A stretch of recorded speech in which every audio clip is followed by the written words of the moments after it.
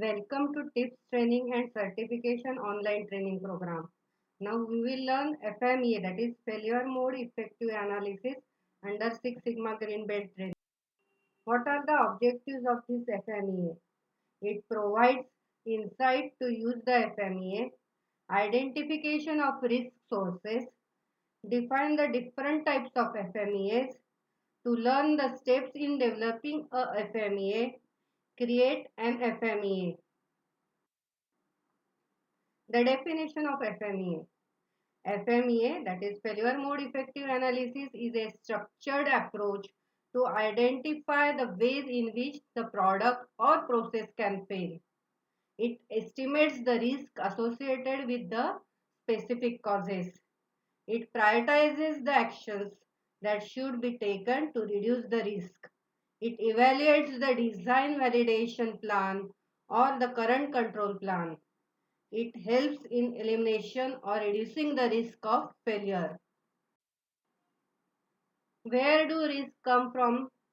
These are the different sources from where risk comes. That is unclear customer expectations, potential safety hazards, poor control plans and SOPs, etc. FMEA inputs and outputs. What are the inputs to FMEA? Inputs are process map, cause and effect diagram, process history, process technical procedures, etc. Now, what are the outputs of the FMEA? List of actions to prevent the causes or to detect the failure modes. History of actions taken. FMEA team. Now, for carrying out the FMEA, team approach is very much necessary. Team should be cross-functional team. That is, the responsible persons, the experienced persons from different departments like design department, quality department, purchase department, practitioners, supervisors, suppliers, and definitely the process owners. Definition of the certain terms which are used under FMEA. First is failure mode, second failure effect, third cause, fourth current controls, fifth severity, occurrence and detection, and last is risk priority number, that is RPN. What is failure mode? Failure mode is the way in which a specific process, specific product, input fails if not detected and either corrected or removed will cause the effect to occur, can be associated with a defect or a process input variable that goes outside the specification limits. In short, anything that an operator can see that is wrong is considered as a failure mode. Examples are temperature is too high, incorrect purchase order number, surface contamination, dropped calls, paint too thin. What are the effects? The effects are the impacts which leads to customer dissatisfaction, product misuse, product rejection. Generally, external customer focus but can also include the downstream process as well. Examples of effects: temperature too high leads to paint cracks. Incorrect purchase order number leads to accounts receivables traceability error. Surface contamination leads to poor adhesion. Drop calls leads to customer dissatisfaction, and paint too thin leads to poor coverage. What are causes? Causes are the sources of process variation that causes the failure mode to occur. Identification of causes. should start with failure modes associated with highest severity ratings. Example, temperature too high, which is the cause because of thermocouple out of calibration. Incorrect purchase order number. This is may be the cause of typographical error. Surface contamination cause is overhead hoist system, etc. What are the current controls which are already in the system to correct the modes? Current controls are the systematized methods, devices in place to prevent or detect the failure modes or causes.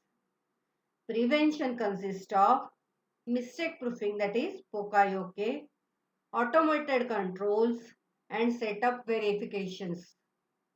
Controls consist of audits, checklists, inspections, laboratory testing, trainings, SOPs, preventive maintenance, etc. Risk priority number. The output of FMEA is a risk priority number.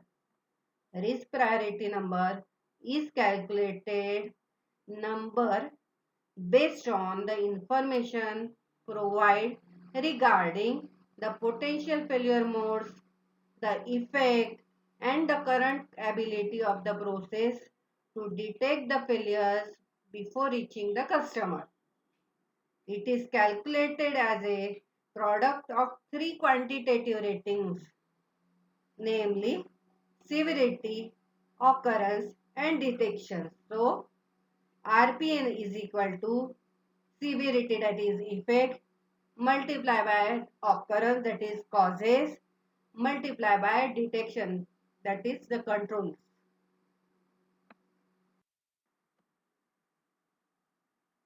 Definition in detail related to risk priority number. First, we will start with the severity, which concerns with the effect. Importance of effect on the customer could also be concerned with the safety and risk if failure occurs. If there is one scaling, it is non-severe. If it is 10, then it is very severe case. Second parameter is occurrence, which is concerned with the cause. Frequency with which a given cause occurs and creates the failure mode can sometimes referred as the frequency of failure mode. It scales from 1 to 10 scale. 1 as not likely case, whereas 10 is very likely case. Third parameter is detection, which is concerned with capability of current controls. It is an ability of current control scheme to detect or prevent the causes before creating the failure modes before causing the effect. This is also scaled on Likert scale, that is 1 to 10 scale. 1 is likely to detect, 10 is not likely at all to detect. This table shows the rating scale for deciding the severity, occurrence, and detection. Based on these scalings, you can calculate the risk priority number. FMEA scoring, as the severity, occurrence, and detections can't be measured. These are converted into 1 to 10 scale. There are various varieties of measurement techniques, both qualitative and quantitative.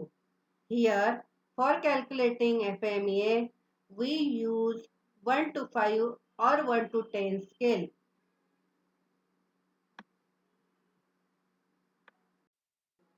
This is the FMEA format for initial assessment.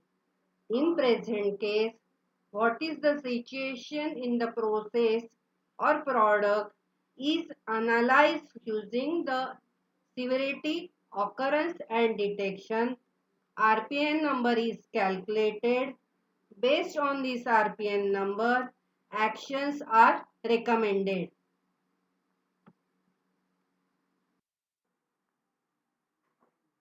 After calculation of FMEA, identification of risk priority number, we are taking the actions. After taking actions, we have to justify that the current controls which are taken are effective or not. For that, next level of RPN is calculated, which is called as long-term history FMEA. FMEA step by step. For each process input, determine the ways in which the input can go wrong, that is failure mode. For each failure mode associated with the input, determine the effect of failures on the customer. Identify the potential causes of each failure mode. List the current controls for each cause, that is failure mode. Create the severity, occurrence and detection rating scale.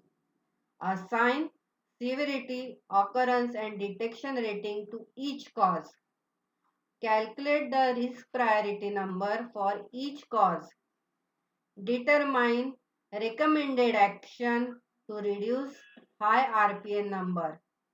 Take the appropriate action and recalculate the risk priority number. This is the example how we are calculating the risk priority number at initial assessment. Example of driving we are taking. Process is driving. Key inputs are vehicle, man, fuel. Failure modes are breakdown, not aware about, finished. Effects are vehicle gets stopped, leads to accident. Same way, if fuel is not there, vehicle gets stopped.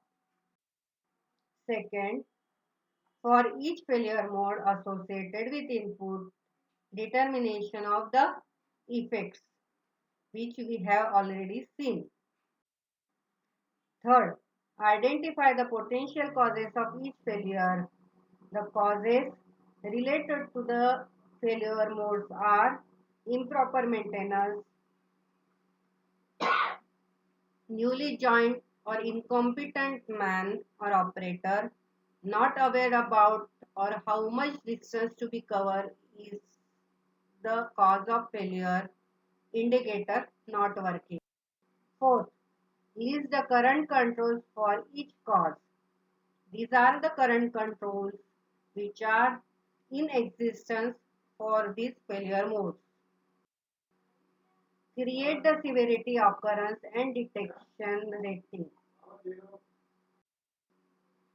Assign the severity, occurrence and detection rating to each cause. This is the calculation, first level calculation of risk priority number. The severity, occurrence and detection for each cause of failure is given in terms of values. Next is calculate the RPN number. Here for vehicle breakdown, risk priority number is 168. Similarly for fuel, it is 160 and 288. Determine the recommended actions to reduce the present RPN value.